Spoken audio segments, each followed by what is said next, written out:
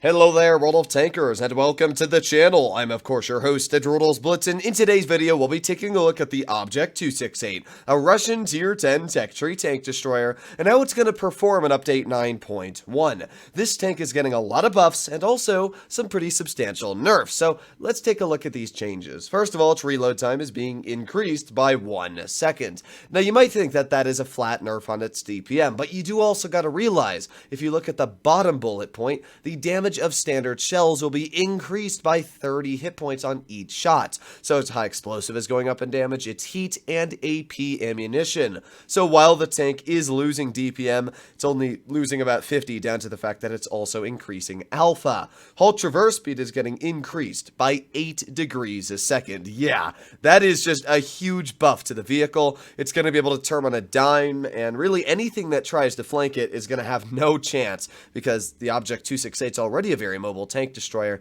I can't wait to see it with 8 more degrees of traverse. Man, that's going to be a scary sight. Dispersion at 100 meters, however, is a big nerf on the vehicle. It's being increased by 0.048. That's quite a substantial nerf. Right now, the tank sits at 0.299, and with that nerf added on, it's going to be sitting at around 0.347. That's a pretty big nerf. Now, if you are running refined gun, you can get the vehicle quite accurate at around 0.313, so it's not terrible, especially because if you take a look at the next one, aiming time is decreased by 0.1 seconds, but still, you might want to run V-stabs because you might just want to be able to snap those shells into your opponents. While the dispersion at 0.347 isn't good, I wouldn't also say it's necessarily terrible, especially with 670 alpha per shot. But I guess we're going to have to find out when this vehicle does get its changes in Update 9.1. Personally, I'm actually excited for the 268 next update. I think that the 268 is kind of a boring tank destroyer down to the fact that it's basically what a tank destroyer is really good at, but that's it. I mean, it's got great camo, great alpha, great mobility, but there's nothing that really stands out about the 268. I mean, the Foch's got the alpha, and it's got a double-shot auto-loading gun, which gives it more DPM. And, I mean, the grill obviously has the stupid accuracy, and every tank kind of has its niche playstyle. The 268's just kind of there, you know? It's got armor, but it doesn't have as much armor as the 113 GFT, especially next update. So I'm really happy that this tank is finally going to be receiving its own niche playstyle with higher alpha, and it's still going to have the best camo in tier 10 for a tank destroyer. If you didn't know that, the 268 actually has better camo than a waffle, which is pretty insane when you think about it. So the enemy team, what do they have? They got an IS-7, a Kranvong, T-62A, TVP. They also have a T-92E1. They got 3 mobile vehicles. And judging that, we have 2 mobile vehicles, and one of them has no camo, starting to go towards heavy side. Oh boy, this does not look like a good battle at all. Actually, both of them are going to heavy side. If I would give my prediction about this battle, probably a loss. I mean, I'm going to try and hold medium side as long as I can, but I'm not in a medium tank, which is a bit of a problem because they have 3. People don't realize how important base A is on this game, and this is probably going to cause us to lose. Now, we are spotted already, which absolutely sucks for me, but, oh well. I mean, you can see that's a big ol' slapper right there trying to be shot at me. So what I'm going to do is I'm just going to capture this base. We see the grill off to the side. Maybe we can get a shell into the grill if he pokes. Come on, you know you want to.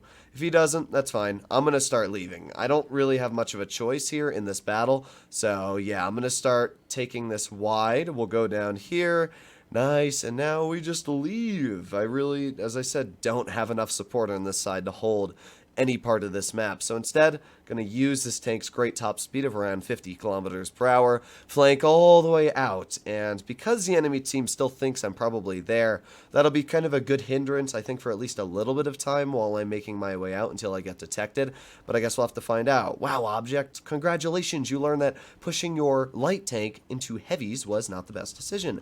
Now we got the Kron off to the side, and we're going to aim, and fire. There you go. Nice tap right into the Kron's hull, and that's obviously where this tank's alpha feels great. 5 more seconds left. We should be able to get one more big slap out into this Kron. 3, 2, 1, and fire. Oh, yeah, that's what I'm talking about. 1,297 hit points taken off of that tier 10 heavy tank, and just a couple moments there. And that is really where the 268 just does not care how much health or armor you have. It will butter straight through it.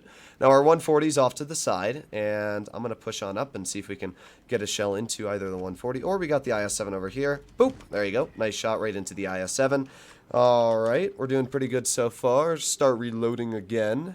Come on, we got K91 over here. You know what? K91 should just be a free 600 damage. So we can just aim in right on his upper plate, and boom, there you go, 740. With that, we're up to 2,600 dealt. But as you can see, medium side is not going well. That's the problem right now. So what I'm going to do is I'm going to try and clear this TVP 5051. I'm just going to push right over towards the guy. I'm going to actually flank this way behind him, and maybe I can get an HE out. Come on, speed.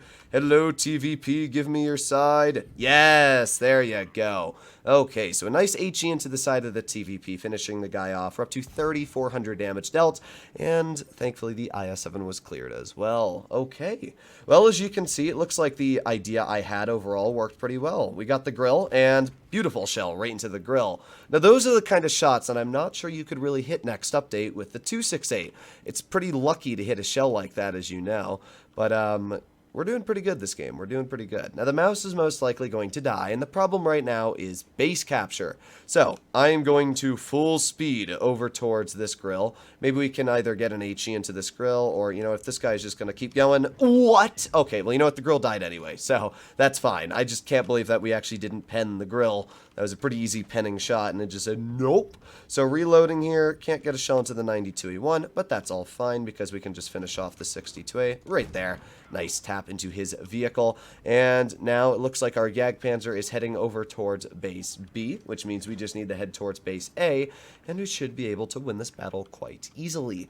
Alright, well, yeah, let me just sit right here for a second, and maybe we can get a nice snap into the 92. Fire! There you go. Easy shot into his tank. Looks like the 140 is also capturing the other base, which means I can take my handy-dandy time and head towards the 92E1. Okay, well, I mean, this guy's going to try and run, but I don't think you can actually really outrun a 268 shell, so let's aim in an HE and fire! There you go. Not a bad battle at all. We were able to deal 5,400 damage in this game and showcase where the 268 is just an undisputed champion of a lot of situations. It's got enough mobility, as you saw, for me to capture base B or whatever it was, A, I think, leave base A, get over towards the heavy side, support my heavies, and mediums, I guess, and then also have enough mobility and make my way back over towards the enemies again. So that's what the 268 can do a really solid job of. But obviously, that was only one battle in the Object 268, and we always do a double helping of gameplay, so let's see how the second battle works out just as well. Now, in my opinion, I am excited for these changes. I'm not sure if they're going to make the tank better or worse yet, because with worse dispersion, you're going to miss more shells. With higher alpha, you don't need to hit as many shells because you'll deal more damage and scare off more opponents when you do. So it's 50-50. I mean, as I said, your DPM's really not changing. It's just the accuracy that's getting worse. But obviously, if you're getting more alpha, your accuracy should get worse. I fully understand that. So yeah, I'm kind of stuck on a hinge here. I'm not really sure if it's good or bad for the vehicle. What I will say is that I like alpha. As many of you know, alpha is one of my favorite things in the game. So this vehicle just getting a flat alpha buff in general, I think it's going to still be a lot more fun for this tank to play. But I guess we'll have to find out. So right now we got the STB off to the side, and I'm just going to kind of chill here. If the enemy team tries to poke this corner, they'll be bled. And as well, we've got like the Type 71 crossing and stuff like that. So if the Type 71 proceeds to continue going over towards base C, should be able to get a very nice slap into the side of his tank, which we are going to. There you go. Nice tap for 542. And now we go into cover. So this is where the 268, just kind of a nice old slapping machine. And if this Type 71 continues to go up here, maybe we'll be able to get another shell out into his tank. Yeah, I'm just going to try and help out my T62A. Why not? Just drive up the hill. Hello, Type 71. How you doing there, dude? I'm just going to not pen you with a heat shell. This thing's got like 400 millimeters of heat pen, but I guess that is not enough to deal with a Type 71. Although this player, I don't really know what he's doing, because I am definitely a bigger threat than the T-62A, but that's not what he thinks, so I'm just going to get a free 680 shot into the rear of his vehicle, and I'm still not sure exactly what he's doing, so let's just aim in a shell. 62, are you going to pen him? Nope, but that's all fine, because we're going to reload in just 2 more seconds here, and goodbye. Okay, well, that was easy. I'm just going to continue pushing on through. I don't know why that guy did that. Like, he was kind of dead anyway, because he put himself in an alone spot. We got hit by the grill.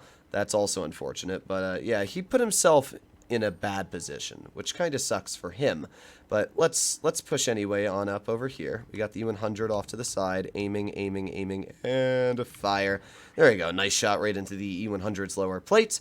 Our 62A is capturing the base, which is good for us. We also got the 57 Heavy, who just got a big ol' slap, which is great, again. So, oh, there's the grill. Hello. And if you poke that, you die. So this is perfect. I can just kind of chill here, and now we can just ring around the corner, and goodbye. There you go. I mean, I bled a lot of health to kill the grill, but I mean, he's dead now, so I don't need to worry about him ever again. That's great news for me. So what I'm going to do is I'm just going to slowly reverse my tank on back. We do have the 57 Heavy off to the side, and if he pokes that, I should be able to get a pretty easy shell into his tank. The real question is what, like, the enemy E100 are doing. You know, he could be driving up this hill right here. So I'm just going to stay in this bush. I think this would be the smartest decision overall for me to make, and we'll wait, because yeah, I should be able to spot anybody coming up towards me. As I did say earlier, the 268 has the best camo for a tank destroyer in tier 10. So what else do they have? They got a Progetto, which I have not seen the entire game. That is something I should be a little bit worried about. But as you can see, the E100 is doing exactly what I thought he would. So we're able to get one nice shell into his lower plate right there. And let's see if I can bait a shell from his tank. Come on. Come on. Oh, you know what? We also got the 57 over here as well. 57 still driving on up, and fire. There you go. That's a great shell into the 57 Heavy. And with that, the dude is dead. All right. Well, I'm just going to keep on waiting here. I might as well. If the C100 pulls off to our side, which he's going to, I can just drive this way, and nice. Okay. Well, I mean, it's not very fun what I'm doing right now, but it doesn't really matter because I'm more mobile than his tank, so I can just kind of do this the entire game if I have to. And at least I'll distract the dude, right? Oh boy, but we did just lose one of our teammates, which kinda sucks for me. Come on, team. Do me something good. 62A is pulling around the corner here, which is good news for me, because at least if the C100 shoots at the 62A, I'll be able to get a nice shell into his vehicle.